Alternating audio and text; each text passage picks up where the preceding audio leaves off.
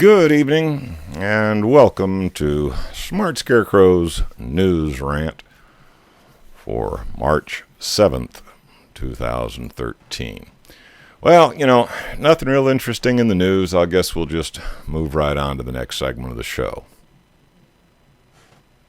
Yeah, right. Did y'all hear about the big snowstorm that was supposed to hit the East Coast? Did y'all hear about that? We were supposed to really get thumped on, and frankly, they were calling it Snowzilla. We were supposed to get some were saying 8, maybe 12 inches of snow here on the East Coast. Turned into like nothing.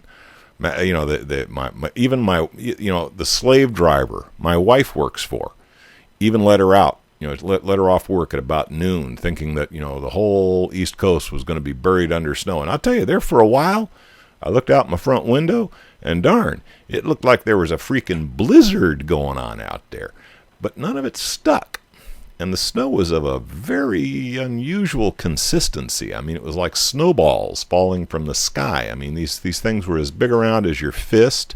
They were most unusual snowfall I've ever seen.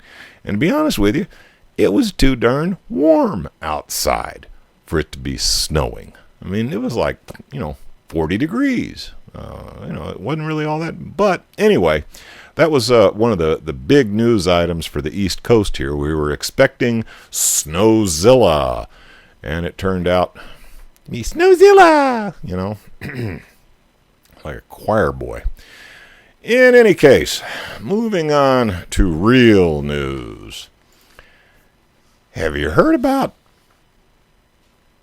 police departments across the country buying light armored vehicles that some refer to as tanks, but this thing here is kind of an example. Now, folks my age remember an apartheid regime that used to run a country called South Africa, and they used vehicles very similar to this. The white minority used vehicles of this type to run into the black ghetto of Soweto, machine gunning from inside as the black people threw rocks at them, in their moving pillbox. It was some of the images that I remember from those days were most disturbing. Needless to say, that regime eventually came down. Or did they move here? Hard to tell. Needless to say, indications are that the Department of Homeland Security has purchased 2,700 vehicles similar to what's shown in that picture for deployment here in the United States. Add that to the billion-some rounds of ammunition that have recently been purchased by various federal agencies, and you gotta wonder if these boys are maybe expecting a little trouble.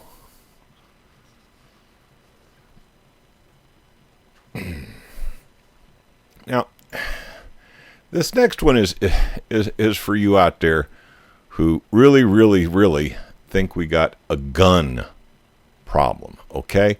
Would you please take a look at these three? Now, these three guys, Manny, Mo, and Jack, or Larry, Curly, and Shemp, these are our latest mass shooters. The ones that are pushing, this fervor to disarm Americans. Now, do you notice anything these boys have in common? Do you notice anything? I don't know. Do you really think it's a gun problem? Or do you think maybe it's a crazy problem? And the fact that there's crazy people out there, if anything, gives me even more reason to want to have a gun.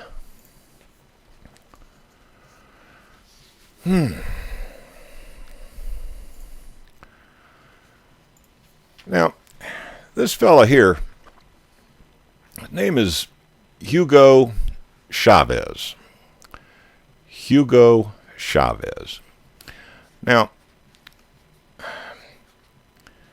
this guy was the leader for many years of a little country in South America called Venezuela. Now, Venezuela is kind of a pivotal nation. They're kind of in a catbird seat. These boys have more oil than Saudi Arabia, okay? These boys got lots of oil. These boys got enough oil to provide the total consumptive needs of the planet for 100 years. Yes, these boys got some oil. And Hugo Chavez was the leader, the elected, democratically elected leader of Venezuela. Now, is this guy lily white and clean? No. No. He ran a very repressive, authoritarian government. His government was certainly guilty of summary execution of political dissidents. His military was absolutely brutal on anybody who would protest his rule. People were beaten, sprayed with pepper gas. I mean, almost looked like New York. But for the vast majority of the people of Venezuela, this man was a hero. When he came into office, the oil companies were raping Venezuela and only paying Venezuela a 1% royalty on the oil that they took out of Venezuela. After Chavez came in, oil companies were encouraged to pay 16% royalty, a significant improvement, and much of that wealth was shared with average people in Venezuela. In Venezuela, the difference in incomes between the poorest citizens and the wealthiest citizens started to close. That difference started to close. Now, is the average person in Venezuela driving around in a Mercedes-Benz and wearing a gold Rolex? No. But if you ask the average person in Venezuela if they're living a better, more secure, happier life after Chavez than before, they would say yes, definitely.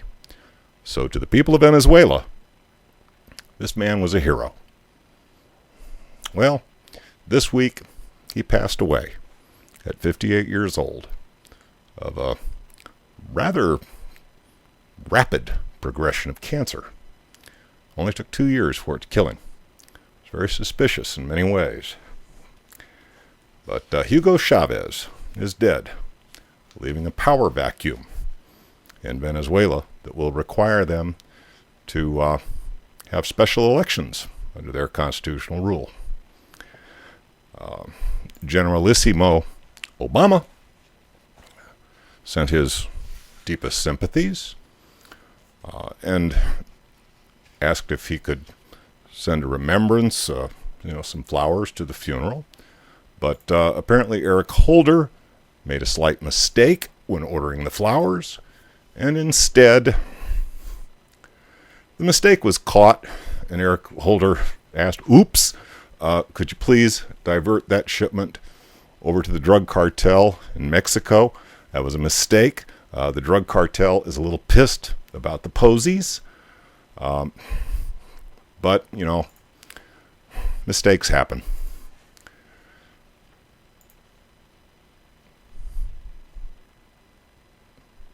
Yes, your leg is being pulled. This guy here is Johnny the Leg Breaker Brennan. Johnny the Leg Breaker Brennan. And it appears he is destined to be your new head of the CIA.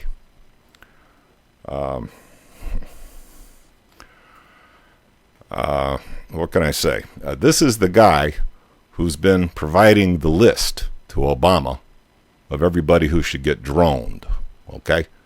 And now he's been promoted to his highest level of incompetence. The Peter Principle still rules.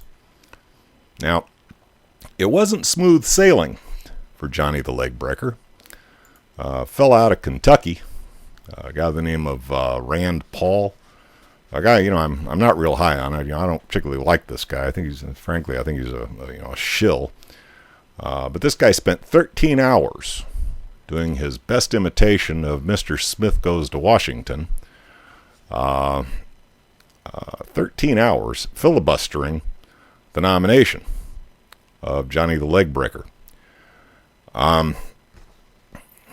He wasted 13 hours. Now, there's a lot of things he could have said. He could have talked about, he could have, there are so many things that he could have said, but what he did say was BS. And in the end, what he got from Holder for all his efforts, Holder, by the way, is the Attorney General. The reason this all went down is because they wanted to condition Johnny Legbreaker Brennan's nomination. They wanted to condition it on a statement from the Obama administration that drones would not be used to conduct death sentences on Americans without trial on American soil. That's all they wanted. They wanted an assurance from the administration that with this guy Brennan in charge of the total drone program, which is under the CIA, that those drones would not be used for summary execution of Americans without trial. Well, he got back a quick little one-liner from Holder that said, no American citizen who is a non-combatant will be targeted using drones. And that was enough for Rand Paul to stop his filibuster. Doesn't that give you a warm and fuzzy? Senator John Mumbles McCain, seated in the center here, thought that Rand Paul's filibuster was a big waste of time. That the United States government is the good guys. We'd never do anything like that. While most of the Senate Democrats kept mumbling a mantra that resembled, "These are not the drones you are looking for. These are not the drones you are looking for."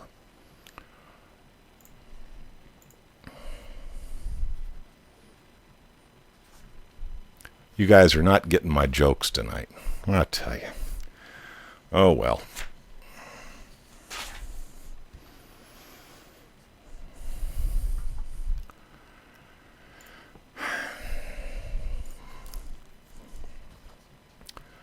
Reading an article over at newsforge.com. That's Newsforge, all one word.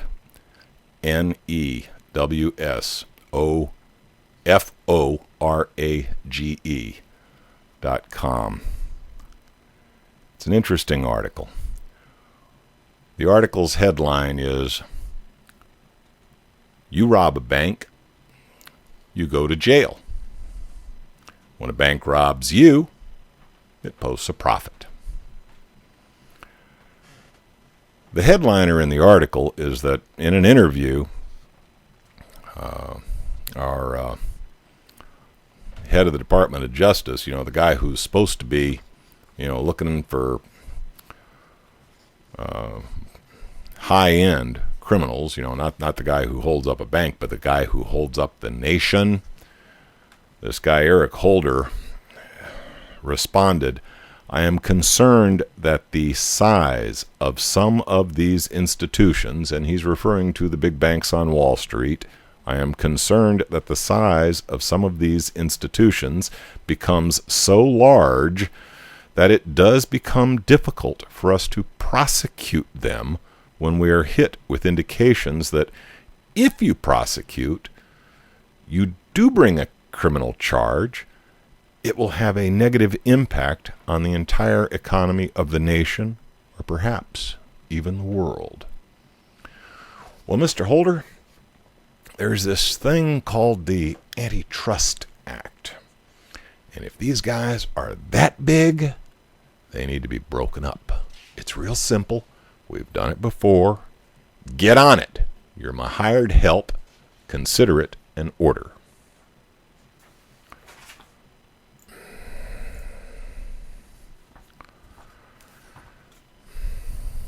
How's my time going? I'm already into 50 minutes. I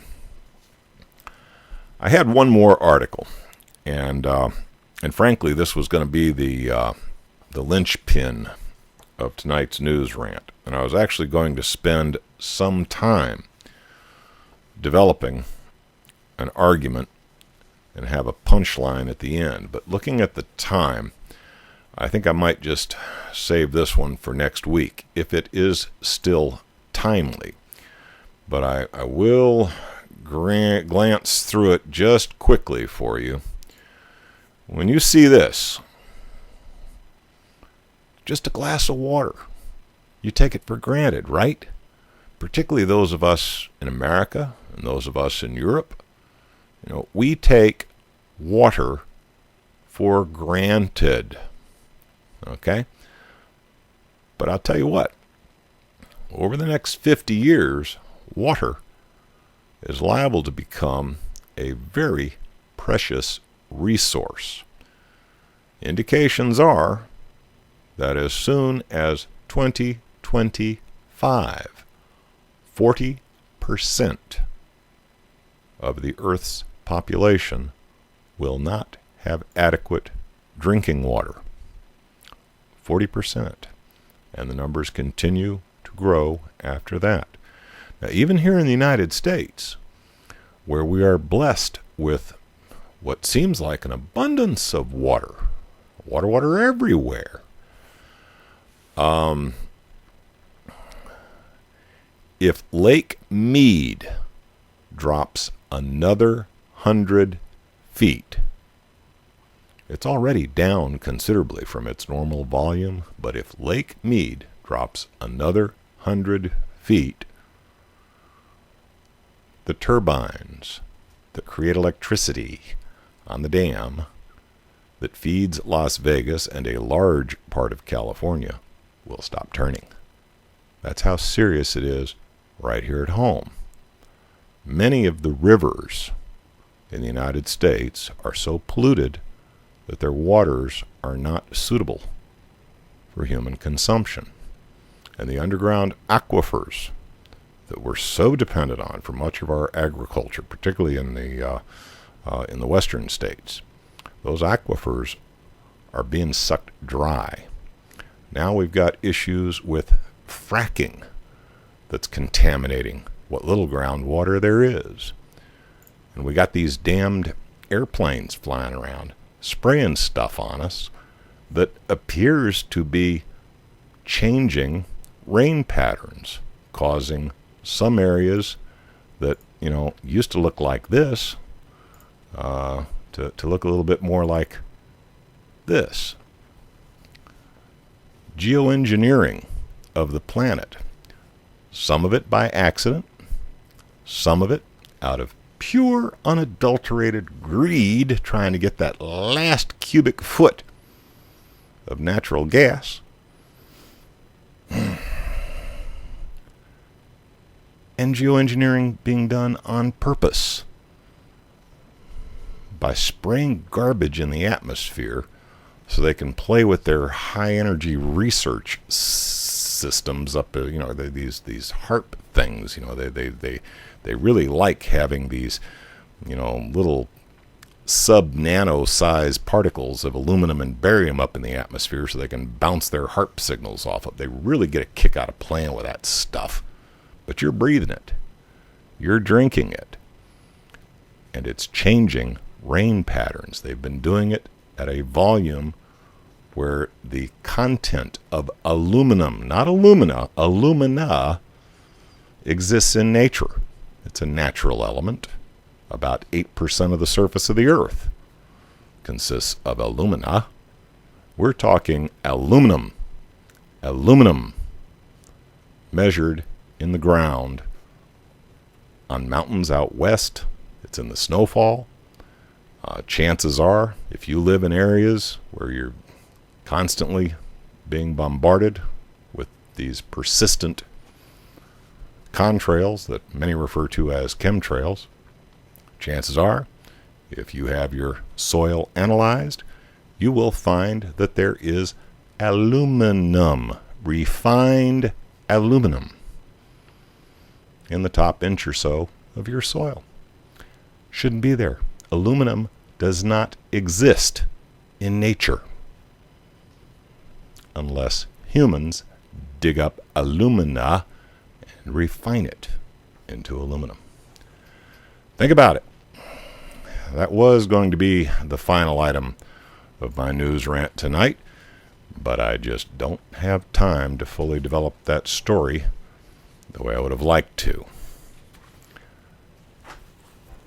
But all things considered, yeah, that was Scarecrow's news rant for March 7th, 2013. Hope I got you thinking about those issues. Hope you'll pick one of them, make it yours, and try to change it.